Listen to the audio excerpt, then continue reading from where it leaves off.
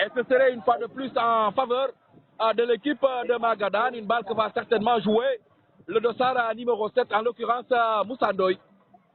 Latéral gauche, Moussa.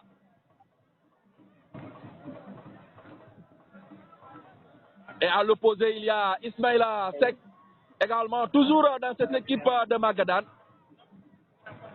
Voilà le fils à mon ami, hein, donc Touti Seck. La balle maintenant pour Magadan. Attention, la défense d'Aska qui renvoie. Balle rendue à l'adversaire. Tout de suite, on récupère. Attention, l'autre Serigno Ousseynou, le fils à Baïla. La tire Seck d'Essan Mamoudou. Ah ouais, c'était un bon milieu de terrain. Le petit Flouliquet numéro 10, à l'image de son fils, c'est le même profil. Hein. Une balle que va pouvoir aller négocier. Ça m'appelle également si mon ami Sini Ndiaye. Il y avait également la même trempe que ces joueurs, tout petit mais intelligent dans le jeu. La balle maintenant pour Magadan qui sort cette balle des pieds donc de Youssouf Seck. Et cette fois-ci, c'est donc de l'autre côté Magen Ben qui va faire une remise en jeu. La balle pour Tchamban qui perd cette balle. Et c'est une touche en défaveur de l'équipe d'Aska. Voilà, beaucoup d'activités donc côté mystique. On fait tout ce qu'on peut pour remporter ce match. D'ailleurs, il a eu une petite pluie tout à l'heure avant le début de cette rencontre.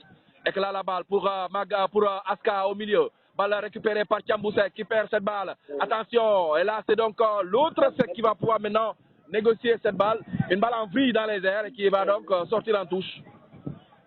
Omar Sek, l'entraîneur de Aska, qui est en train également de repositionner son meilleur homme donc, de tous les temps.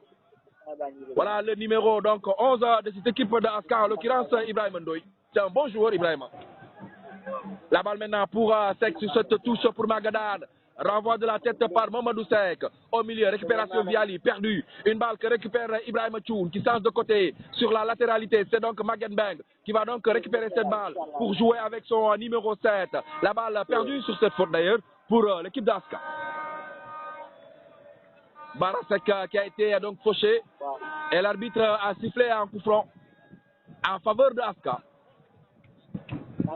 La balle sur ce coup franc que va certainement jouer donc le dossard numéro donc 5 de cette équipe de attention la balle le voiture non qu'est-ce qu'il a manqué Mamadou Mbenga li ma lay wax rek ci attaquant yi gis nga kii fi mu taxaw fi mu jublu fa la dóor mooy li ngay wax pare wuñu attaquant day xam ne li ma am ni pare naa pour am ko bu ñëwee rek ma daal di ko def mais lii Moussa man dama xalaat ne ñoom ñaar ñii kenn si ñun ñaar ku fa nekkoon kër ga jóg na mu. wallaay su ko amoon ba dugal ko ndaxte mënuloo jàkkaarloo ay camp ni mu yaatoo ay camp ni mu mel ay camp ni mu bindoo dafa njool am ay wet nga jàkkaarloo ab góol moom tundung la day tukki gauche mbaa mu tukki droite wala mu tëb ndax ko choisiral benn angle mu tiré ko directement ci góol bi bal baa ngi noonu pour waa Magadan ñu def un appui sur le numéro 8 doon joué en 1-2 la balle a été contrée faute de main dans la moitié de terrain de l'équipe de Aska.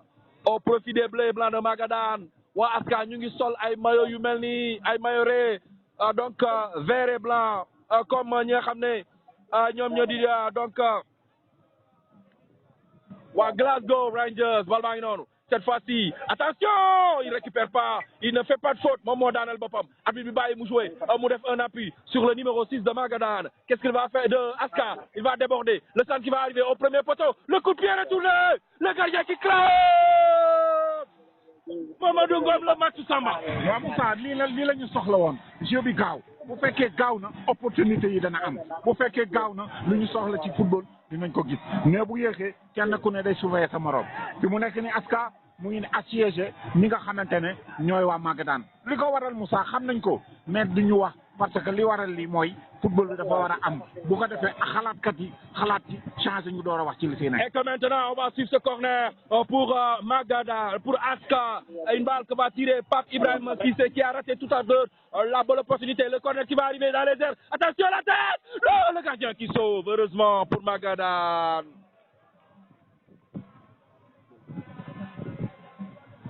Et que contre favorable, cette fois-ci pour Aska, la défense de Magadan qui cafouille et qui sort la balle en touche.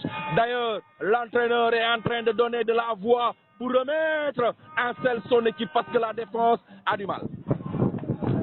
La balle maintenant pour Aska. On va sur cette dernière opportunité. Bon, dem wax ma.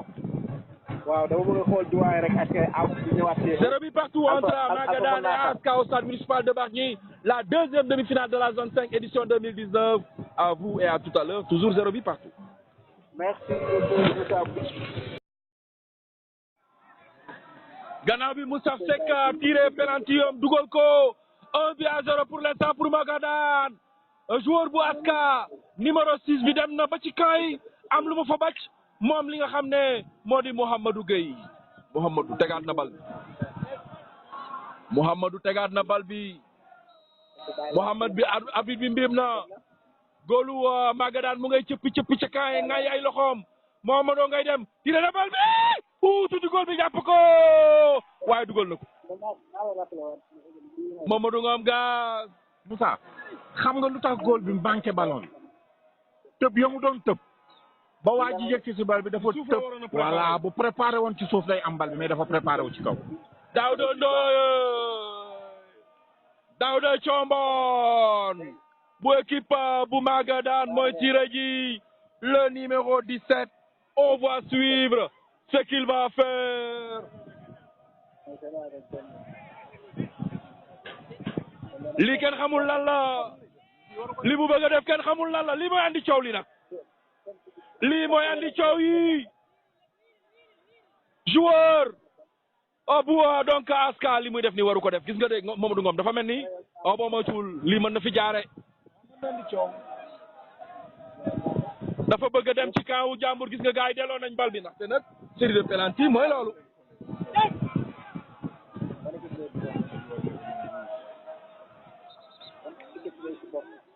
doy na waar nawetaan moo doy waar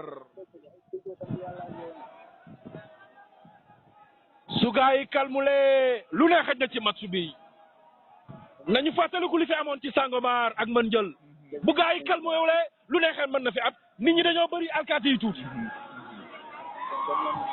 nañu dal ala ñun waa Bargny ala nun waa Bargny nanu dal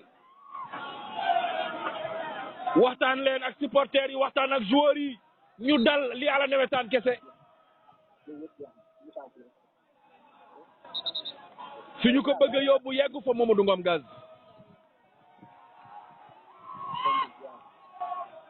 affaire yaa ngi doy waar ay changement de balle ay dem ci camp wu jàmbur ku nekk yaa ngi teg di jéem a wut non naxee sa borom naxee sa morom autant pour moi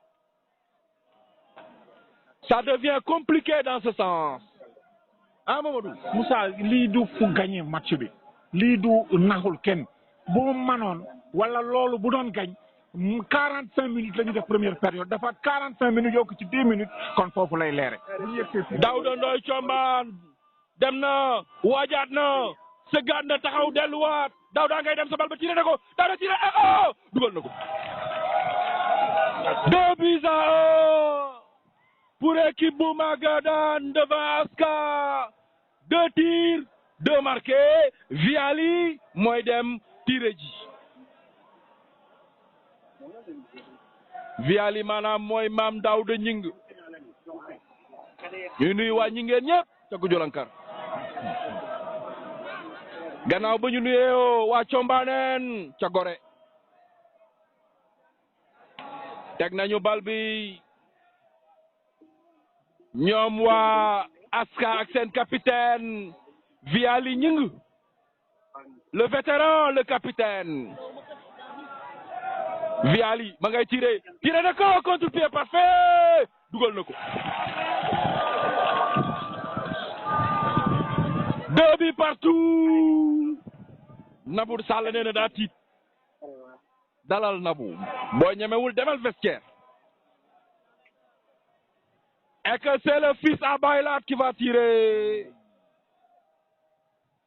le numéro 3 de l'équipe de Magadan l'un des meilleurs joueurs de cette équipe Serigne Ousseynou Seck il s'appelle le petit Serigne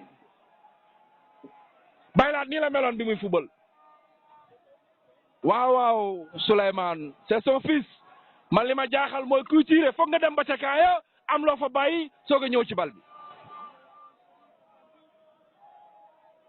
Serigne Ousseynou teg na bal bi Serigne Ousseynou le numéro 3 arrière na Serigne Ousseynou waaj na taxawaat tiré na ko dugal na ko 3 tirs à 2 pour l'équipe de Magadan waa Aska ñooy tiré Bara Seck le tout courtois Bara Seck mooy tiré Bara Seck mu gàtt mi Bara Seck l'ailier Bara Seck mu gaaw mi mooy tiré macha allah Bala sulli na bal bi te ci loxoom ndeyjooram di dem ca point de pénalty ba Bara dem na yegg na moom demul ba ca kaaya ci point de pénalty la yem teg balam arrière ndax dana ko jik on verra arrière na arbitre bi mbiib na mu mel ni ko yàkkamti Bara ngay dem tiré na ko Bara naawal na bal bi raté na ko Mamadou Ngom Gaz du nii la ñuy tiré pénalty non Moussa Adjina Mango la ñuy tiré pénalty Moussa ba pare dañ ci gis benn yàkkamti bu am ba ngay wax maa ngi naan la dafa yàkkamti googu moo ko indi ni Moussa Bara daa yàkkamti Bara teg bal bi Bara arrière taxawaat Bara tiré bal bi Bara daal di Adji Mango 3 tirs à 2 pour l'équipe de Magadan pour l'instant qui mène le bal penalty bi kii di tiré mooy waa Magadan Lamine Sabara nee na tey doon na journaliste pour ce que l'on sait léegi nag alkaati si commencé nañoo gànnaayu moo ma jaaxal public baa ngi way ñëpp a ngi jaaxle waa Magadan ñoo war a tiré ñoom tiré na ñett dugal ko waa Aska tiré ñett dugal ñaar rate benn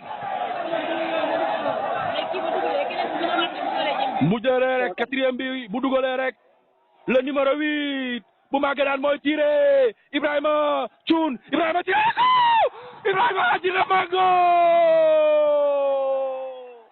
Ibrahima Adjina Mango rate na ko Mamadou Ngom c'est kiif Moussa ñaari tiir yi lan la lay woon ñoo nuroo kii à droite kii à gauche mais lan la lay woon ñaari joueurs yu tiré penalty yàkkamti la ñu Moussa moo tax ñu rate ko à égalité 3 tirs marqués sur 4 pour Magadan et Aska léegi nag waa Aska ñoo aye ko aye wal sa moome gars yi aji nañu ñaari mango yu xat kenn ku nekk jox sa équipe benn la ilaha illallah le match tient encore c'est Paris nous sommes au stade municipal de Bargny ce 13 non doy na waar nous sommes le 13 octobre su ma juumul au stade municipal de Bargny pour cette demi-finale qui a l'allure d'une finale entre Magadan et l'équipe de Aska léegi nag waa Aska avec le numéro 4 ñooy tiré Mamadou Seck Mamadou ndax day Adji Mango ndax day jaay paañ ndax day sulli jama on va voir asamaan si xiin na lool foo xool ci sa kanam dafa ñuul kuk mbaa taw bi du waa lii mooy lan góolu Magadan ma ngay changé ab mayoowam moom ak ki nga xam ne non lii waa Aska la sax léegi am na droit def ko am nañ droit remplacer ab góol dans le terrain et au même moment du penalty am nañu droit changer un gardien mbës waa Aska dañoo changé seen góol ci biir tiro bi waa Aska ñoo war a tiré le numéro 4 dinañ ci dellu sowaat mooy Mamadou Seck Mamadou ngay dem sa bal ba Mamadou tiré rek raté na ko raté na ko le deuxième raté de l'équipe d'Aska léegi nag Mamadou Ngom Gaz lan moo xew waa Aska raté seen ñaari tir Magadan tiré 3 tiré 4 raté benn léegi nag seen 5e tir lu si xew. Moussa kii mooy juróomeel mooy tëj carte gi pour ñu commencé waat baneen mais bu fekkente Magadan dugal na mooy Magadan day gagné bu fekkee raté na dañuy match ndim ñu continuer tiré Moussa loolu moo fi xew. yaa nga seen ba Magadan su dugalee gagné su raté match nul mbës loolu yàgg nga kaa dégg dugal gagné raté match nul te jamono boobu la changé ab góol ndax góol bi day def miracle góol bi joueur la woon moom mooy Cissé le numéro 16 mooy dugal gagné raté match nul waa Croix-Rouge ñu ngi changé place waa Croix-Rouge a ngi changé place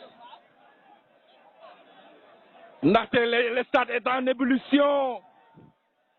La balle que va jouer le numéro 7 de Magadan. Ndoye Moussa à la balle de break. Ndoye Moussa à la balle de match. Ndoye Moussa à l'espoir de tout Gorée reposé sur ses épaules. Ndoye Moussa dem na Ndoye Moussa ngay tiré Ndoye Moussa poteau raté le goal. L'opportunité de gagner ce match Mamadou Ngom Gane est-ce que waa Guy gi ñoo yey def changement.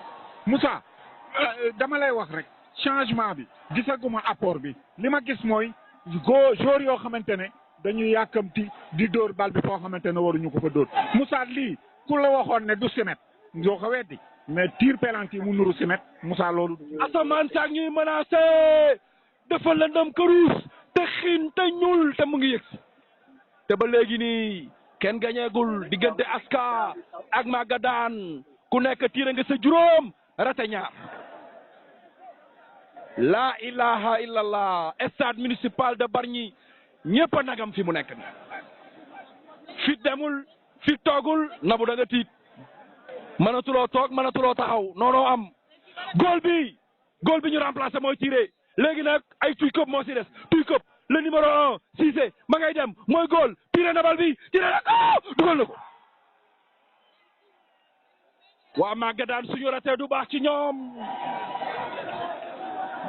Magadan bu ratee du baax ci moom. Moussa opportunité yi ñu am yëpp tey jii bu ñu ñàkkee match bi Moussa ñu xam ne rek njàpp si yàlla xam ne dootuloon bés bi mais nag waxuma ñoom ñoo koy ñàkk dama wax ne les opportunités yi ñu am te exploité wuñu ko Moussa laneen lu ci xew ñu xam ne vraiment noonu la dem. doy na waar équipe bu Magadan am na ñaari yoon occasion gagné match bi raté ko ñoo tolloo lépp léegi nag le numéro 15 mooy tiré ji bu équipe bu Magadan su ko dugalee dañuy égaliser moom laay wax bu ko dugalee kële dugal mu jeex day tiré waat day continuer waaw ku nekk sa 6e tir moo lay dese ñoom ñëpp ñoo tollu ci 6e moom laa wax ku nekk sa 6e tir ngay tiré Magadan ay jëkka laale Aska topp ci toujours Aska mooy dabu waaw asamaan saa ngi ñëw woo pop ndox maa ngi wañ di ñëw ñuul kuk ñuuloon rek du taw mais bu weexee rek ci suuf waaw ma ngay dem tiré ji le numéro 15 de Magadan dem na tiré na ko dugal na ko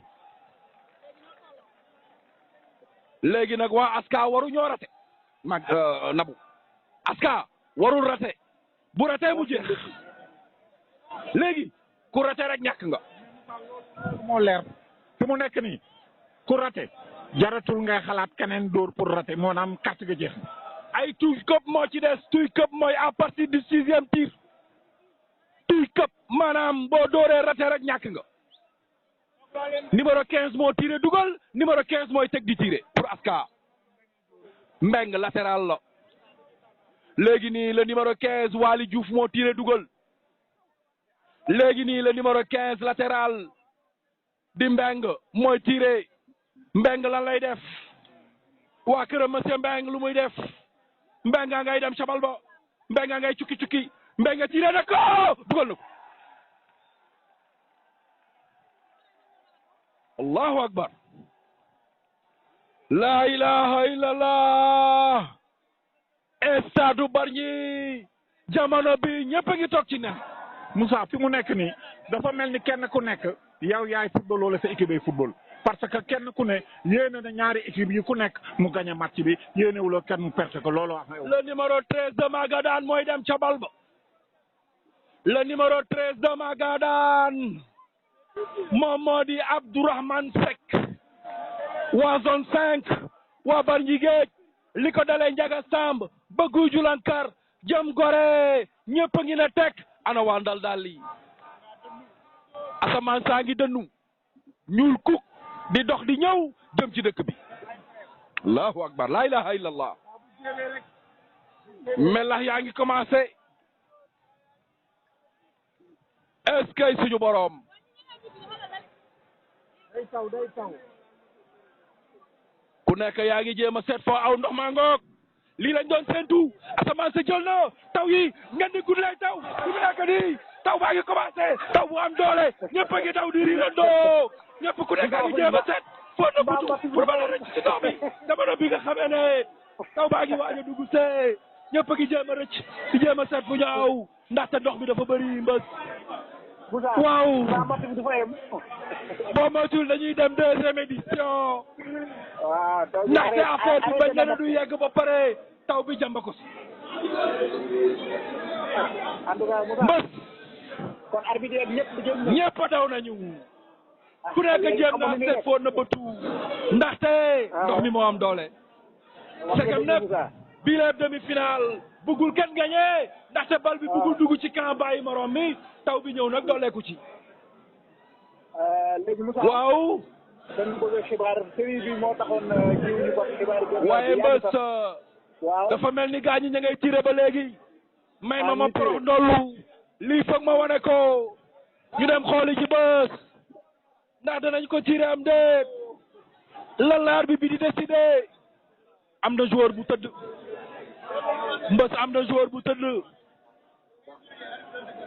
mbës am na joueur bu tëdd bien que mu ngi taw ba tey am na joueur bu tëdd ba léegi bañ na ne lu jóg